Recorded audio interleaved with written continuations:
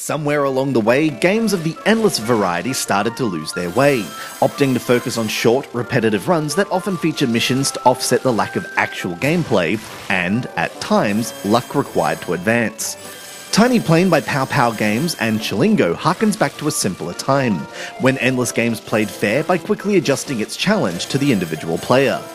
Whether you're collecting fruits or coins, in Tiny Plane your objective is to not run out of fuel or crash for as long as possible. Along the way, you'll have the opportunity to run into various bonuses, including the ability to switch to a new plane, while also needing to avoid hazards, including not only lightning-filled clouds and mines, but also anvils and balloons.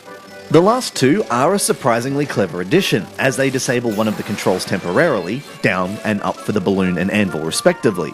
This presents an obvious hazard when faced with walls of mines to avoid, but a far more subtle one when bonuses you want float by and you instinctively attempt to fly towards them, only to smack into another hazard you would have otherwise avoided.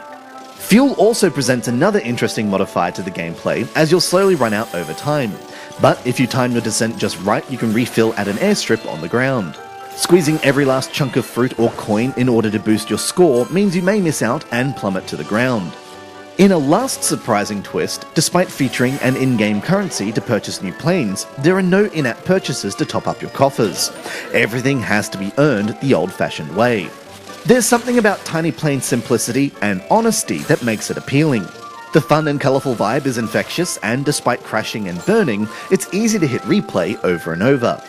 Of course, the usual longevity problems associated with repetitive play apply, but Tiny Plane proves to be a great replacement for any other distracting game you might be playing right now. This has been Andrew with AppSpy.com. We review, you decide.